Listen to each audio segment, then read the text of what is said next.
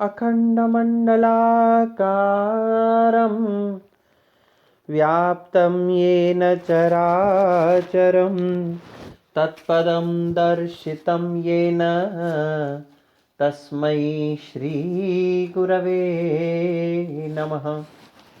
तस्मै श्रीगुरवे नमः। तस्मै श्रीगुरवे नमः।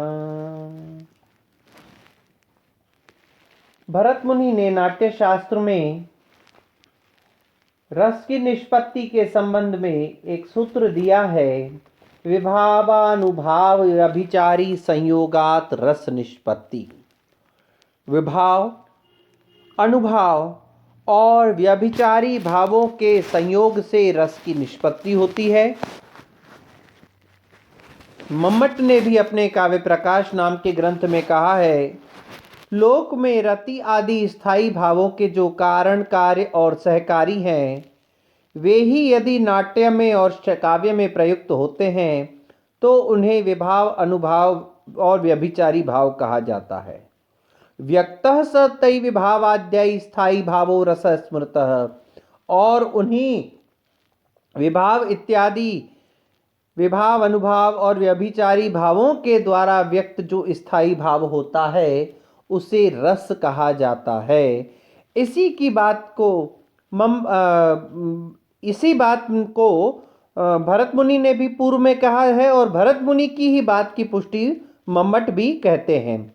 भरत मुनि का जो वाक्य है, जो सूत्र है, विभावानुभाव व्यभिचारी संयोगात रस निष्पत्ति, इसमें विभाव, अनुभाव, व्यभिचारी भाव और रस, इस विषय पर किसी भी विद्वान को कोई आपत्ति नहीं है, सबका एकमत्य है।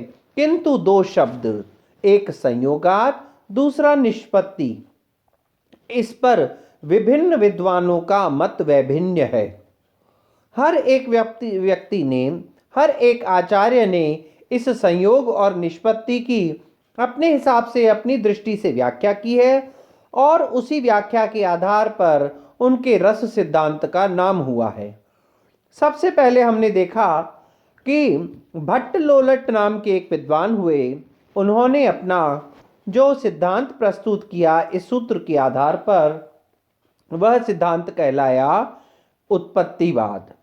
आचार्य भट्ट लोलट सम्मत रस सूत्र विषयक जो सिद्धांत है उसको हम उत्पत्तिवाद के नाम से जानते हैं।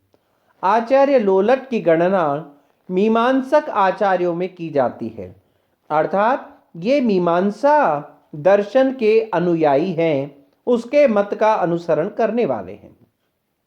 इनके मत में विभाव, अनुभाव और संचारी भाव के योग से अनुकार्य, एक है अनुकर्ता, एक है अनुकार्य। अनुकर्ता कौन? जो नट इत्यादि राम और सीता का अनुसरण करते हैं, उनके पात्र को नाटक के रूप में अभिनय करते हैं, और अनुकार्य अर्थात जो राम और सीता स्वयं हैं। तो इनके मत में विभाव, अनुभाव और संचारी भाव के संयोग से अनुकार्य राम और सीता में रस की उत्पत्ति होती है। विभाव सीता आदि को मुख्य रूप से रस को उत्पन्न करते हैं।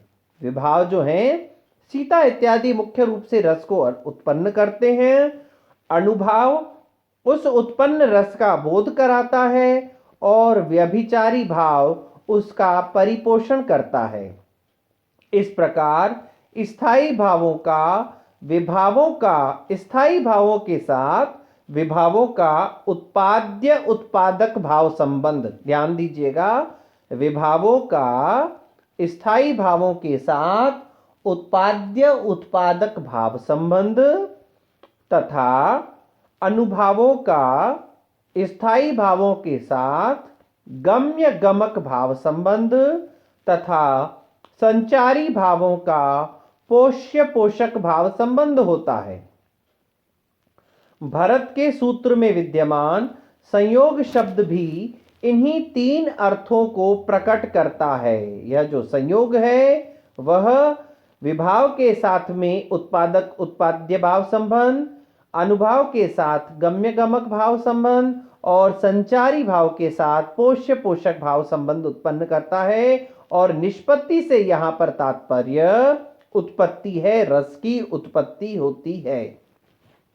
अब ध्यान दीजिएगा, मम्मट ने काव्य प्रकाश में इनके मत को किस तरीके से उद्धृत किया है। विभावई ललना उद्यान आदि भी आलंबन उद्दीपन कारणई रत्यादिको भावो जनितः अनुभावई कटाक्ष भुजाक्षेप प्रभृति भी कार्य प्रतीति योग्य कृतः और व्यभिचारी भी निर्वेदादि भी सहकार भी उपचितो मुख्यया वृत्तया रामादौ अनुकार्ये तद्रूप अनुसंधानात् नर्तके अपि प्रतीयमान रस इति भट्ट लोलट प्रभृतये।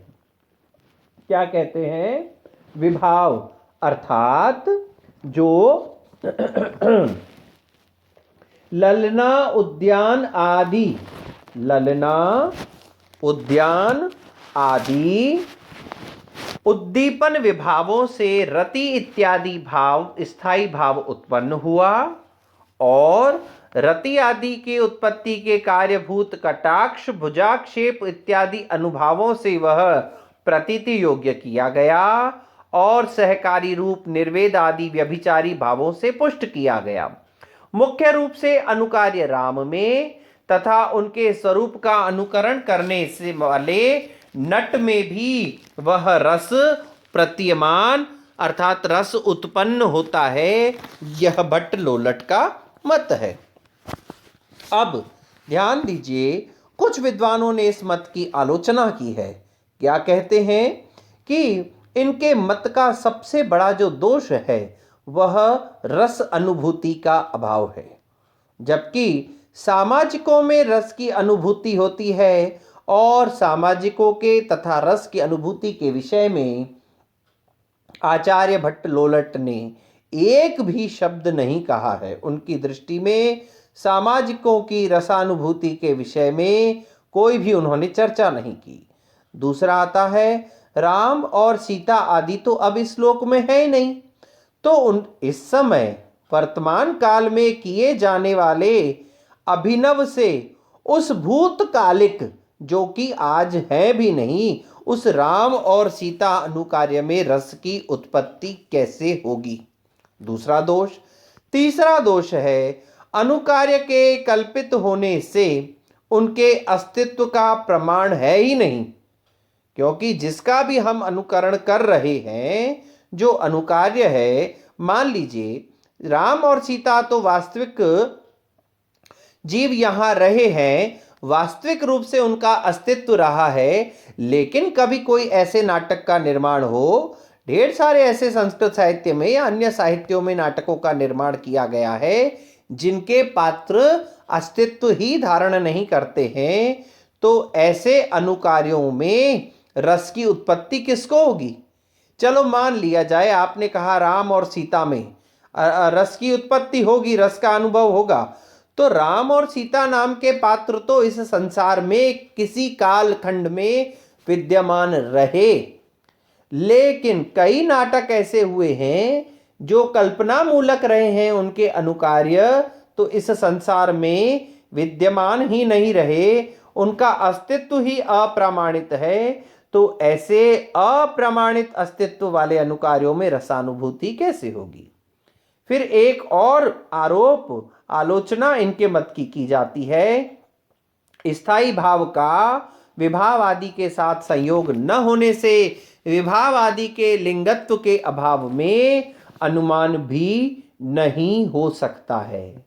तो इस प्रकार से भट्ट लोलट के रस सिद्धांत ने, उत्पत्तिवाद के रस सिद्धांत ने बहुत सारी चीजों को, बहुत सारे विषयों को हमारे सामने स्पष्ट किया, लेकिन कुछ कुछ स्थानों पर उनका यह सिद्धांत पूर्ण रूपेण रस की निष्पत्ति की प्रक्रिया को प्रकट नहीं कर सका।